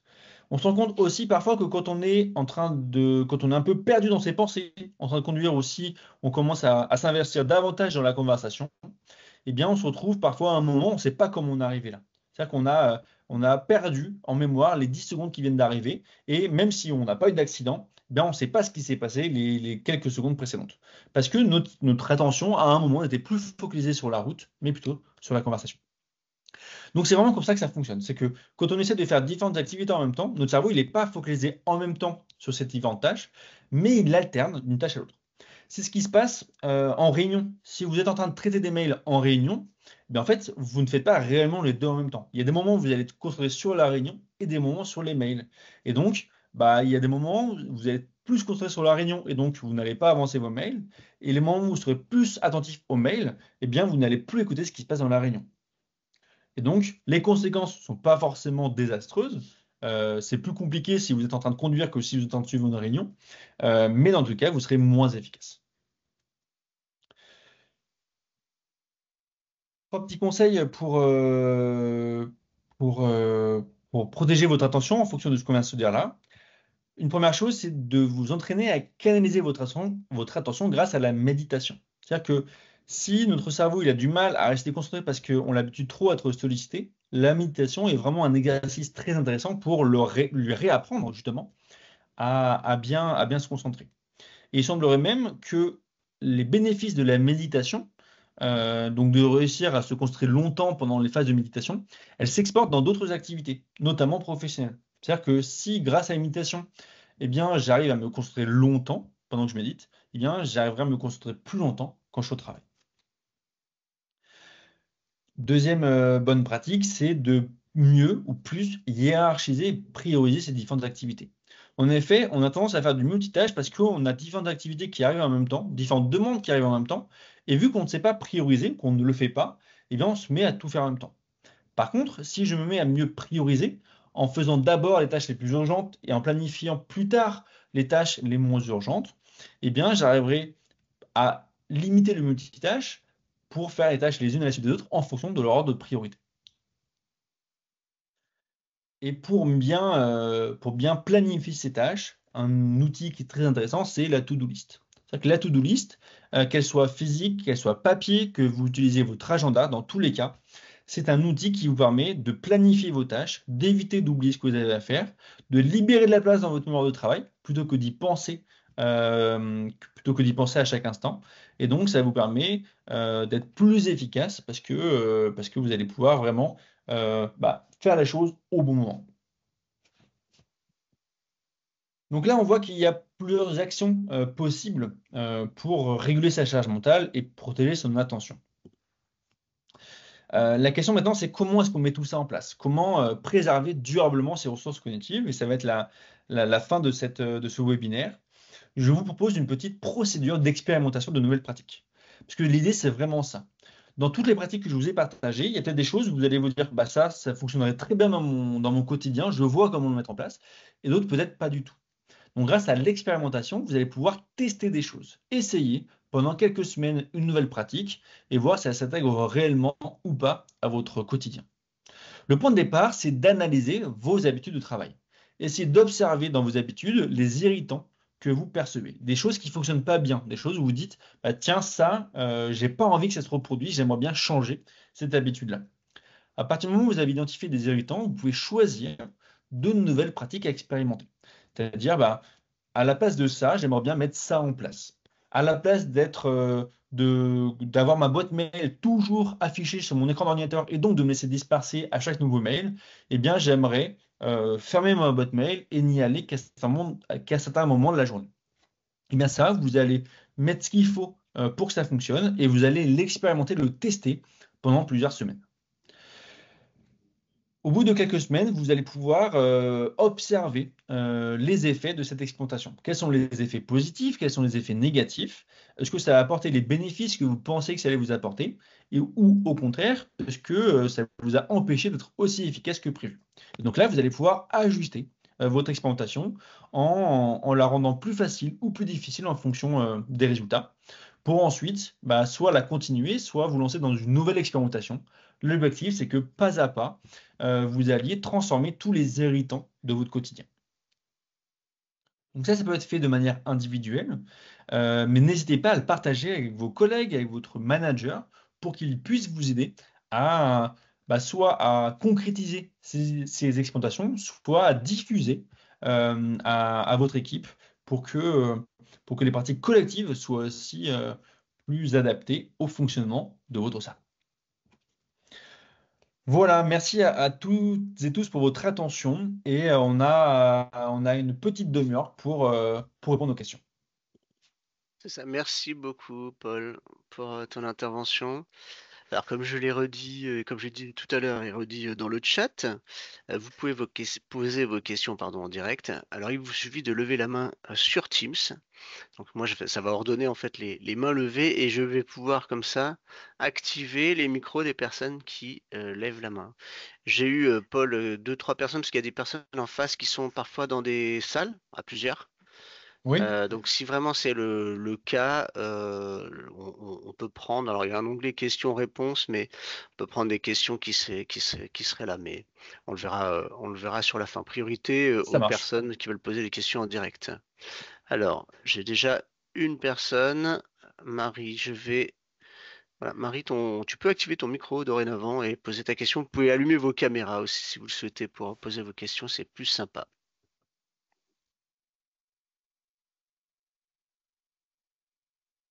Bonjour. Bonjour. Je ne sais pas si on me voit. Moi, je me vois pas. Enfin, bon, peu importe. Non, On c'est tout noir, mais c'est pas grave. Question plutôt sur la première partie, sur la situation de surcharge mentale. En fait, je me demandais si, j'ai entendu récemment beaucoup de choses sur l'hypersensibilité, et je me demandais si les personnes qualifiées d'hypersensibles étaient plus susceptibles d'être en surcharge mentale, parce que si on considère que l'hypersensibilité, c'est quelqu'un qui capte beaucoup d'informations tout le temps, justement, et sans pouvoir faire du tri, voilà, je me demandais s'il y avait des terrains un peu favorables.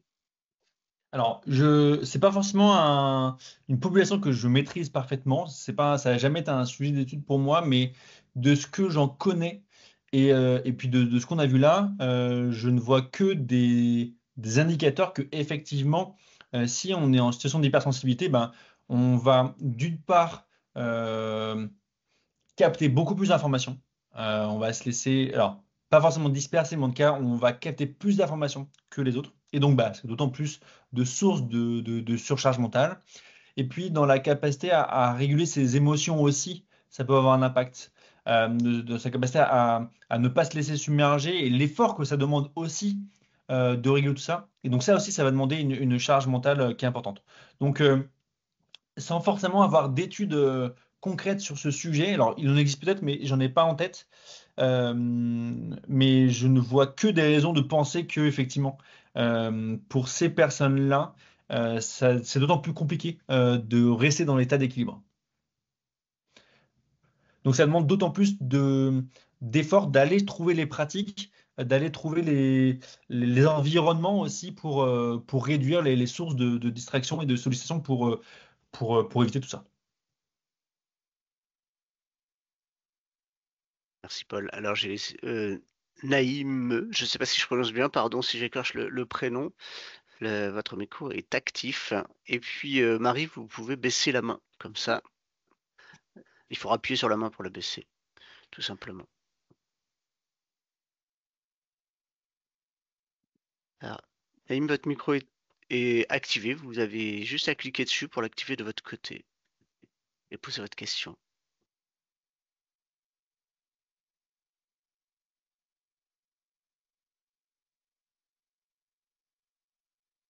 Je sais pas, un problème. Naïm, je ne sais pas comment ça se prononce, je suis désolé. Vous pouvez cliquer sur votre micro de votre côté pour l'activer, pour qu'on puisse entendre votre question. Jérôme, c'est Jérôme, pardon. Jérôme, vous pouvez activer votre micro? A priori, non. Alors, je vais donner en attendant la parole à Anne-Sophie. Alors, Anne-Sophie, voilà, votre micro est Oui, bonjour, Anne-Sophie, merci n'hésitez pas. beaucoup. Moi, j'avais une question. J'ai remarqué que c'était plus difficile de se concentrer en vidéoconférence et je me demandais pourquoi. J'ai l'impression qu'on a plus tendance à chercher des distractions, alors qu'en présentiel, c'était moins difficile. Ouais. Alors, plusieurs facteurs. Ça a été beaucoup évoqué pendant le Covid et en fait, ça a été théorisé aussi. Et cette notion de Zoom fatigue, de fatigue liée à la visioconférence. En fait, on peut avoir tendance à penser que la visioconférence, c'est juste une réunion qu'on ferait devant notre ordinateur. Mais en fait, c'est pas si simple que ça. Pourquoi? Parce que déjà, quand on est en visioconférence, on est face à beaucoup plus d'informations qu'en réunion en présentiel. Typiquement là, alors, il y a peu de monde ont allumé la caméra, mais si je suis en réunion avec 10 personnes, en visioconférence, en un coup d'œil, on a accès à 10 vignettes avec 10 visages, avec 10 fonds. Et donc tout ça, ça demande plus d'efforts d'aller traiter les informations, parce qu'elles sont aussi plus petites, elles sont peut-être parfois dégradées, plutôt que en réunion dans une salle de réunion où finalement, bah, en même temps, on ne peut voir qu'une ou deux personnes. Donc ça demande déjà plus d'efforts de traiter les informations quand on est en visioconférence. En plus, ça facilite le multitâche parce que, bah, en fait, même quand on est en réunion physique, on sait que c'est pas bien de faire du multitâche. On sait que si quelqu'un parle, on va pas aller traiter ses mails. En visioconférence, on sait que c'est pas bien, mais en même temps, c'est facile parce que les autres ne nous voient pas le faire. Typiquement, euh, là, je peux vous parler, mais peut-être que je peux traiter un mail à côté. Visuellement, vous n'allez pas voir que je fais autre chose. Et donc, ça facilite cet attrait du multitâche. Et puis, dernier élément, c'est que, donc, ce qui est peut-être un peu moins le cas là, dans le cadre d'un webinaire, mais c'est qu'on a tendance à enchaîner les visioconférences et à en faire beaucoup dans la journée. Et donc, bah, si on en fait beaucoup et qu'en plus c'est très sollicitant, eh bien, ça génère beaucoup de fatigue. Donc oui, je vous rejoins complètement. La visioconférence, c'est d'un point de vue cognitif, c'est plus compliqué à gérer qu'une réunion en physique. Ça a des avantages, hein. Un webinaire comme celui-ci et le proposer en physique, ça aurait été beaucoup plus compliqué. Mais c'est sûr que d'un point de vue cognitif, c'est plus complexe. Donc il faut pouvoir adapter aussi ces réunions. Typiquement, une réunion qu'on aurait l'habitude de faire en 2 heures en physique, en présentiel, peut-être que déjà en distanciel, il faut la faire peut-être moins longue, les diviser en deux à deux moments différents. Voilà, il faut un peu repenser les choses, de ne pas se dire je vais faire exactement la même chose en présentiel qu'en distanciel. Merci Paul. Alors Jérôme, alors on vous voit. Je ne sais pas si vous pouvez activer votre micro. Est-ce que vous pouvez activer votre micro en cliquant sur l'icône micro que vous avez en haut de votre fenêtre Teams?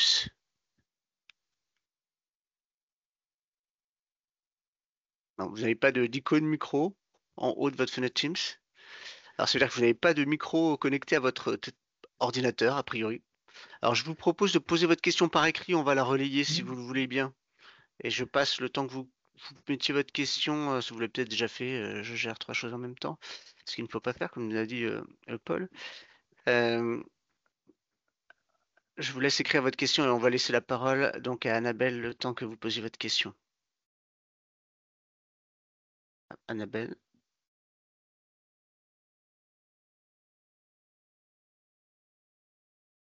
Annabelle, on vous écoute, le micro est ouvert de votre côté. Ah, ça y est. Vous m'entendez? Oui. Bonjour.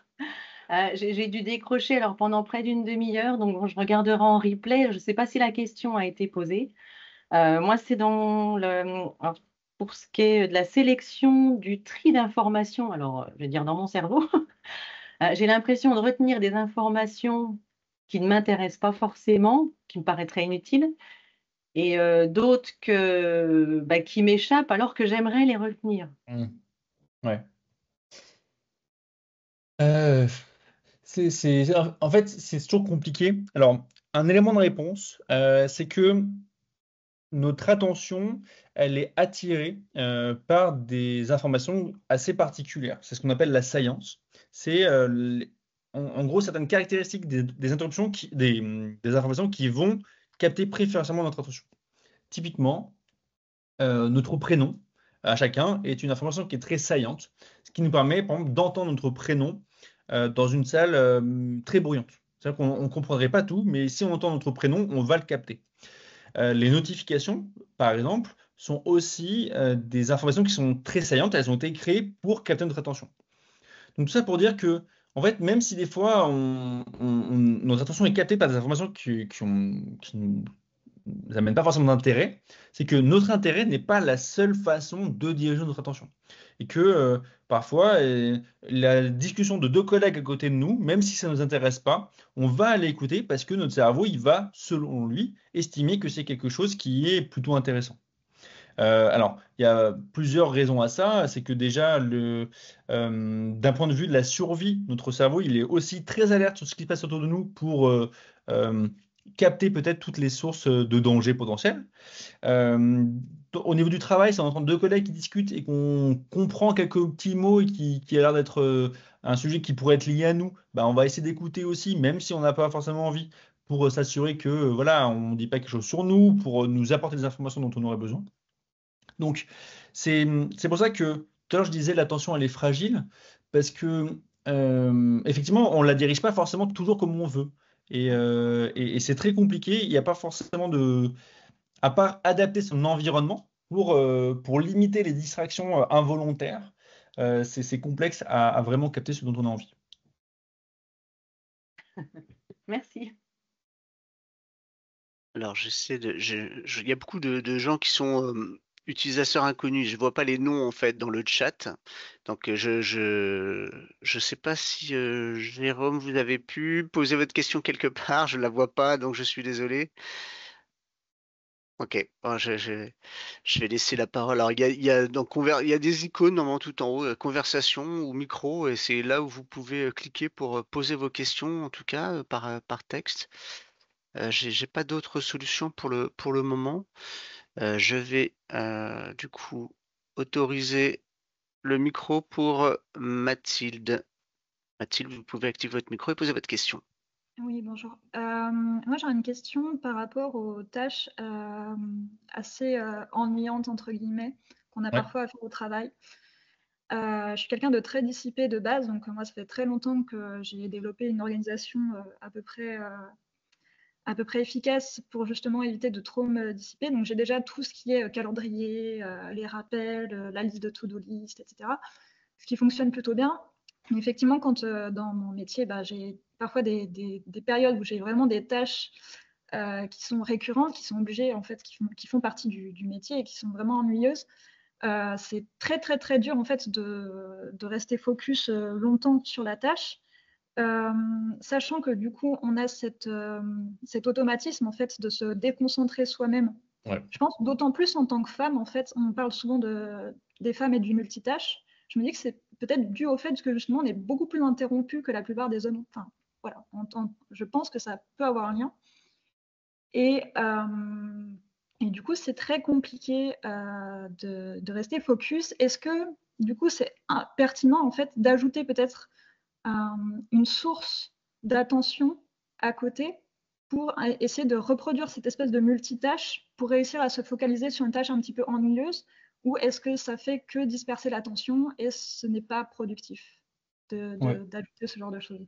Je ne sais pas si je suis Alors, très claire dans ce que je dis. ouais, non, c'est très clair. Alors, plusieurs éléments de réponse. Je ne sais pas si tout répond à la question, mais ce qui a été montré par exemple chez des enfants avec des troubles de l'attention, mais je crois ils l'ont vu aussi chez des adultes, ou des personnes après des traumatismes crâniens, ont des difficultés à se concentrer. Euh, En fait, leur proposer une tâche annexe, c'est-à-dire en fait en forçant un multitâche, ça leur permettait de mieux se concentrer sur la tâche d'intérêt. Parce que justement, en fait, ils se laissaient trop disperser et donc en orientant leur attention même sur deux tâches, c'était plus efficace que de laisser leur attention s'orienter vers n'importe quoi. Et donc, dans ces études-là, ils ont vraiment montré que les enfants avec les troubles de l'attention étaient plus attentifs et avançaient mieux sur leurs exercices si on les mettait en situation de multitâche. Alors là, c'est dans le cas d'une pathologie. Donc, c'est pas forcément reproductible et reportable sur tout le monde, mais ça aide. Enfin, ça peut être un élément de réponse. Un autre élément de réponse, et je ne sais pas si ça vous arrive pendant vos études ou même pendant les réunions, mais parfois on est en train d'écouter quelqu'un et on se met à gribouiller. Et on a l'impression que ça nous aide à mieux écouter. Parce que voilà, en fait, on oriente notre attention vers une tâche qui demande très peu d'attention, très peu de concentration, ce qui nous permet quand même de focaliser notre attention sur quelque chose et donc d'éviter les distractions. Donc, ça peut être un moyen bénéfique. Ce qu'il faut faire attention quand même, c'est d'avoir des tâches qui ne soient pas trop sollicitantes. Typiquement, je pense que c'est un mauvais raisonnement que de se dire je suis dans une réunion où je sens que je commence à décrocher, du coup je vais traiter quelques mails en même temps, comme ça je serai plus focalisé. Je pense que dans ce cadre-là, par exemple, c'est pas forcément pertinent parce que en fait, c'est pas, vous serez juste plus attentif à la réunion. Donc, c'est même plus c'est même plus du multitâche. En fait, il y a un moment, on n'écoute pas la réunion. Donc, il faut, je pense, juste faire attention à la tâche qu'on rajoute, à avoir quelque chose qui soit euh, peu sollicitant et avec peu de plus-value. Mais sinon, ça peut être une bonne idée. Merci. Et peut-être juste pour compléter, pardon Cotin, oui, Thomas, c'est la musique par exemple. Si vous faites une tâche qui est assez ennuyeuse et que je sais pas, vous reportez des chiffres sur un tableau Excel et vous sentez que c'est pas très intéressant, écoutez de la musique, ça peut faciliter votre motivation et en fait ça peut créer une espèce de quelque chose d'entraînant qui peut vous aider à vous maintenir sur la tâche, à condition que ça soit des musiques sans paroles, notamment sans français, pour pas que ça génère des interférences avec la tâche que vous êtes en train de réaliser. C'est noté, merci. Virginie, ton micro est accessible, tu peux l'enclencher et poser ta question.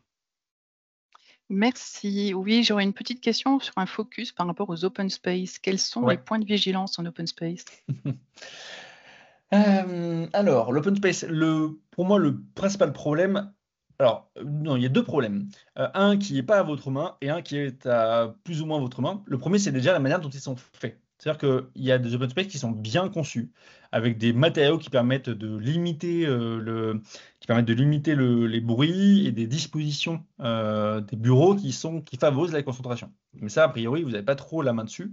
Par contre, sur les règles d'utilisation des open space, il y a un peu plus de choses peut-être qui sont possibles. Typiquement, ce qui fonctionne assez mal, et j'ai des personnes en formation qui m'évoquaient ça, c'est les personnes qui font des visioconférences sans casque, avec micro ouvert, casque, enfin son ouvert, dans l'open space, avec les collègues qui sont à côté qui essaient de se concentrer. Donc là, évidemment, ça ne peut que poser des problèmes. Limiter aussi les conversations, on va dire, informelles, à voix haute dans l'open space, par rapport à, bon, ben, en fait, c'est OK de discuter. Enfin, il y a des moments où on a le droit de faire des petites pauses, mais peut-être qu'on ne le fait pas dans l'open space. Donc, c'est peut-être de se créer des règles à discuter en équipe ou avec les autres personnes qui partagent les mêmes espaces que vous, de vous dire comment dire, qu'est-ce qu'on voit comme utilisant de l'espace que l'on a pour travailler, et puis quels sont les autres types d'espaces auxquels on peut accéder. Typiquement, si vous avez des bureaux auxquels vous pouvez accéder pour vous concentrer, si vous avez des bulles, certains espaces proposent ça avec des salles pour s'isoler, et bien de se dire, bah, s'il y a l'open space reste un outil de, pardon, l'open space reste un espace de travail individuel. Si on a besoin d'appeler quelqu'un, eh bien on va dans un autre espace. Si on a besoin de discuter avec un collègue, on va dans un autre espace. Mais l'open space reste un espace de discussion. Enfin, oula, je m'en mêle pas pardon. L'open space reste un espace de travail silencieux et individuel, et donc on évite au maximum de faire du bruit à cet endroit-là. Aussi, il y a déjà 2 espaces pour s'isoler. C'est aussi possible si ce sont des règles qui peuvent être collectives. Parfois, c'est pas toujours évident de se mettre d'accord avec tout le monde sur comment on a envie de gérer ces espaces. Et sur la partie visuelle, parce que là on parle beaucoup de l'auditif, Ouais. mais le fait que les gens bougent dans l'open space, est-ce que là il y a quelque chose qui vient aussi réduire la tension, ou c'est quelque chose qu'on peut éviter? Ouais. Alors oui, évidemment, si ça bouge tout autour de vous, il y a des moments où on peut faire abstraction et puis des moments où on ne peut pas. Ce qui peut aider, c'est, mais là c'est vraiment des gestions d'espace, c'est mettre des clusters.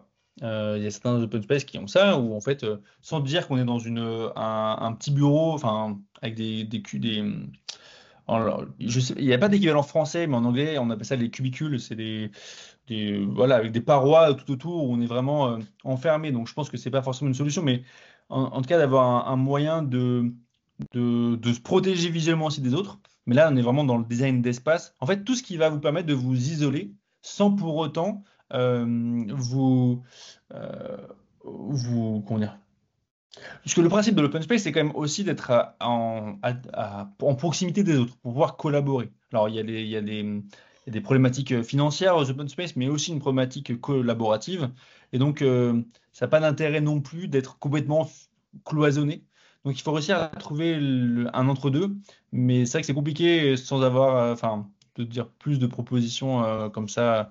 Voilà, il y a plein de choses qui sont possibles. Ce qu'il faut, c'est au maximum permettre l'isolation de chacun, mais ça peut parfois passer par changer d'espace. Merci. Christine, ton micro est activé, il est même ouvert. Tu peux Oui, poser ta question. merci beaucoup Thomas. Bon, déjà, Monsieur Brasolotto, je voulais vous remercier pour la qualité de cette intervention très intéressante. Merci. Moi, je souhaiterais accéder, développer davantage ce que vous nous avez partagé. Est-ce que vous avez des travaux écrits? Est-ce que vous avez un bouquin? Est-ce que vous avez quelque chose à disposition, s'il vous plaît? Ouais. Alors, un bouquin, alors il existe beaucoup de documentation, il y a beaucoup de livres qui existent, de qualité plus ou moins variable. Moi, ce que je peux vous proposer en lecture, c'est les nôtres. On a écrit beaucoup de choses chez Cogix. Toujours, l'objectif, c'est de mêler les sciences comportementales avec le monde du travail. Donc, si ça vous intéresse, je vais écrire dans le chat. On a un blog dans lequel on publie des articles qui s'appelle l'usine cognitive. Donc, si vous tapez ça sur Google, ça va vous emmener directement sur le site. Et donc, l'usine cognitive, c'est un site, un blog dans lequel on publie des articles. Il doit y en avoir plus de 50 maintenant Oui. sur vulgariser, voilà, sur les liens entre cognition et monde du travail, sur les sujets qu'on a évoqués aujourd'hui, mais aussi sur d'autres sujets qu'on porte chez Cogix, comme l'apprentissage, la diversité, la collaboration. Et puis, une autre source de lecture, c'est d'aller sur notre site internet et on a publié des études et des livres blancs. Si vous allez D'accord. sur cogix.fr, on a un aspect, un onglet publication. Donc là, il y a aussi d'autres éléments avec voilà, des ressources pédagogiques que vous pouvez accéder. Et puis après, si vous voulez d'autres lectures, il y a sur ces sujets-là, il y a Albert Moukeber qui a publié 2 livres, alors qui sont pas tant sur ce sujet-là particulièrement que sur les sciences cognitives en général. Alors, je vais vous donner le nom sans faute. Tac. Voilà.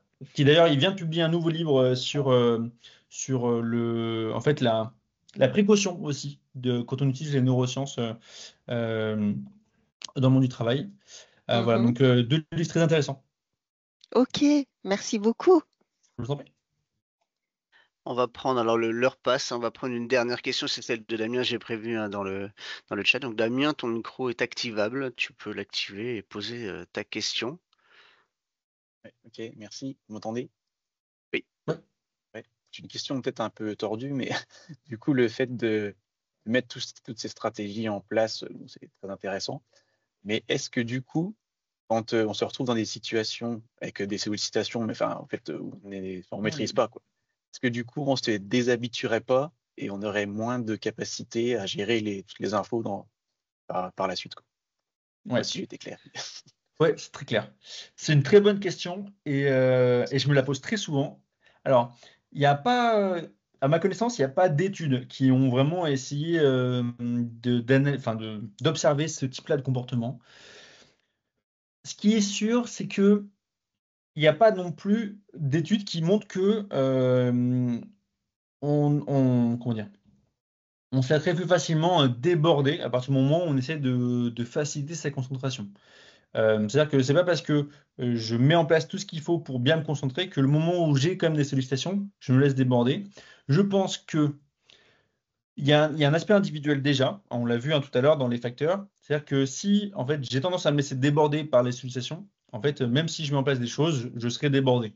La capacité en fait à gérer ces distractions, ces interruptions, elle serait comme ça. Enfin, elle est déjà présente, quoi.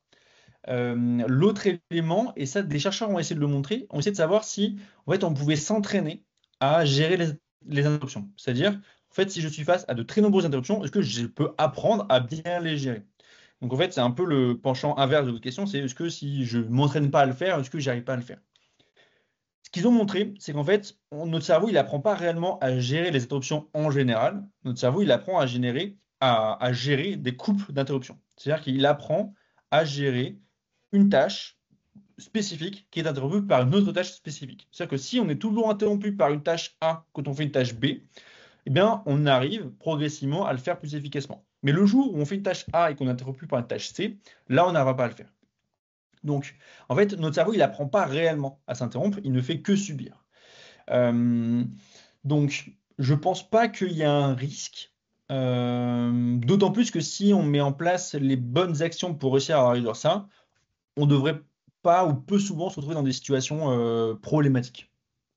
Mais encore une fois, j'ai pas en tête d'études qui ont vraiment essayé de montrer les effets de réduction de sollicitations sur la capacité à gérer les sollicitations. Donc, je peux que extrapoler. Ok, merci. Excellent.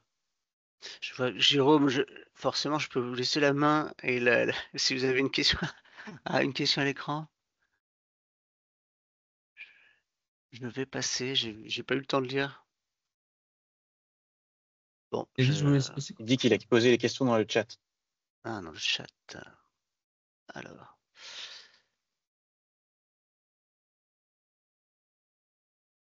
Ah oui, non. Oui, la question a été posée à 11h52. C'est ça. Donc, je la lis pour tout le monde, hein. Si vous l'avez voyez pas dans le donc représentant syndical de chef d'établissement, je souhaiterais que vous me contactiez personnellement. Enfin donc bon, c'est pas une question, d'accord. Mais pas de souci. Pas de souci. Bah, Paul, je te laisse la main pour le faire. Oui. Hein, il Et il y en n'y a a aucun deux. problème pour moi. Il y en a Il y a pas. deux Alors, en tout questions. cas, alors déjà pour faire d'autres formations, je pourrais vous recontacter si vous voulez pour voir ce qui est possible de faire. Nous, donc là, c'est dans le cadre d'une conférence, mais on a des contenus de formation, des formations un peu plus comment dire, approfondies sur ces sujets-là. Donc pas de problème, je reprendrai contact avec vous pour voir ce qui est possible. Et il y en a une deuxième, mais c'est vrai que c'est juste utilisateur inconnu. Alors, est-ce que certains apprennent mieux en écoutant de la musique sur le fond sonore? Celle-là. Sur le C'est replay. dommage. Sur Bah, le à la replay. limite, si ça vous va, si on se prend en contact, vous pourrez me poser votre question à ce moment-là. Je suis désolé, mais elle s'est un peu perdue au milieu des autres, malheureusement. À part si toi, Thomas, tu arrives à la Ah retrouver. oui, il y a Mais... une question là. Est-ce qu'au bout d'un moment, À tout vouloir optimiser, trier, prioriser, planifier, cela ne contribue pas aussi à une surcharge cognitive, c'est ça, Jérôme? Non, on va pas y arriver. Bon, je suis désolé, mais existe-t-il une réglementation du travail sur ce sujet? C'est ça. Pardon, Oui, Jérôme. voilà. Voilà. Merci beaucoup, on va y arriver. Alors, une réglementation générale, non. Ça dépend beaucoup des accords d'entreprise, ça dépend des règles qui sont mises en place. Alors, peut-être que Thomas, tu pourras parler, c'est des choses qui ont été mises en place au sein de la région, mais je ne sais pas si du coup vous en faites partie aussi de ce cadre-là. En tout cas, il n'y a pas de réglementation on va dire, dans le code du travail qui parle de ça. Et il y a des choses qui commencent à arriver sur un sujet qu'on n'a pas évoqué là, mais les questions du droit à la déconnexion, par exemple. C'est inscrit dans le code du travail, par exemple, on ne peut pas pâtir du fait de ne pas répondre à des messages envoyés en dehors des heures de travail. Mais sur les questions de charge mentale, de régulation des mails et tout ça, à ma connaissance, il n'y a pas de réglementation en dehors de ce que les entreprises ou organisations mettent en place à leur échelle. Donc il n'y en a pas au niveau de la région, voilà, c'est encore des phases très d'expérimentation en fait pour mettre en place les choses, hein. C'est toujours pas si simple que ça, mais on avance. Je suis obligé d'arrêter là. Alors Jérôme, je vous invite vraiment à contacter Paul sans souci pour qu'il puisse répondre à l'ensemble de vos questions et puis peut-être un partenariat futur. En tout cas, Paul, merci beaucoup pour cette intervention, d'avoir pris le temps de répondre à ces questions. Merci à toutes et à tous d'avoir participé. Voilà, bon appétit à toutes et à tous et à très bientôt.